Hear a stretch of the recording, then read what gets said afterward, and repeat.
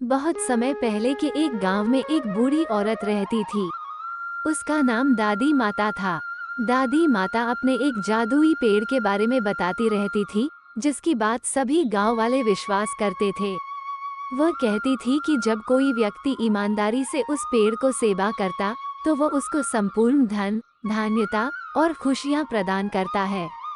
एक दिन दादी माता का पोता राजू ने उनसे पूछा, दादी माता, क्या ये जादुई पेड़ सचमुच में मनोहारी वरदान देता है? दादी माता मुस्कुराते हुए बोली, हाँ राजू, ये पेड़ वास्तव में जादुई है। यदि तुम वास्तव में उसे ढूंढ सको तो तुम्हें बहुत सारा धन और सफलता मिलेगी। राजू को इस बात पर विश्वास नहीं था, लेकिन उसने दादी माता के शब्दों में कुछ अलगपन और रहस्यमयता महसूस की। उसने सोचा, क्या असल में एक जादुई पेड़ हो सकता है? राजू ने दादी माता से पूछा। दादी माता ने राजू को समझाया, राजू, जादुई पेड़ की पहचान आसान नहीं होती है। यह विशेष लक्षणों से भरा होता है। वो बहुत ऊंचा होता है और उसकी पत्तियां चमकदार होती हैं। इसके अलावा उसका वृक्ष भी अनोखा दिखाई देता है। राजू ने दादी माता के शब्दों को ध्यान से सुना और तब से उसने अपने गांव में जादुई पेड़ की तलाश करनी शुरू की। वो गांव के आसपास हर जगह ढूंढता रहा, लेकिन कुछ समय बाद वो अपनी उम्मीदों से हार गया।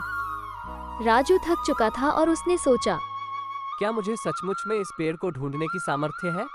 एक दिन जब राजू गांव के पास के जंगल में घूम रहा था, उसने अचानक एक वृक्ष को देखा जिसकी पत्तियां चमकदार थीं और वो बहुत ऊंचा था। राजू ने यकीन किया कि यही वो जादुई पेड़ है जिसे वो ढूंढ रहा था। उसने बड़ी खुशी महसूस की और उसके पास गया। राजू ने जादुई पेड़ के पास जाकर देखा और उसने एक मंगलमय आवाज सुनी, हे बच्चे, तुम मुझे ढूंढ लिया है। तुम्हारी मेहनत और ईमानदारी के बदले में मैं तुम्हें अपार संपत्ति और सफलता प्रदान करूंगा। राजू खुशी से भरा हुआ था और उसने पेड़ से कहा, धन्यवाद जादुई पेड़, मुझे यकीन हो गया है कि आप वास्तव में जादुई हैं। मैं आपकी सेवा में ईमानदारी से रहूंगा और इस समय वास्तविक सफलता और संपत्ति की प्राप्ति के लिए आपकी मदद करूंगा। राजू के वचन के बाद जादुई पेड़ खुश हुआ और उसने अपनी जादुई शक्तियों का उपयोग करके राजू को सभी धन, संपत्ति और सफलता से भरा दिया।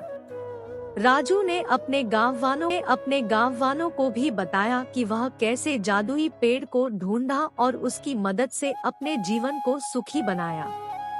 सब गांव वाले राजू को धन्यवाद दिए और वे भी चाहने लगे कि वे जादुई पेड़ की सेवा करें और उससे संपत्ति प्राप्त करें। लेकिन राजू ने समझा कि धन और संपत्ति से ज्यादा महत्वपूर्ण चीजें जीवन में होती है। उसने समझा कि सच्ची समृद्धि ईमानदारी, समानता और संवेदनशीलता में होती है।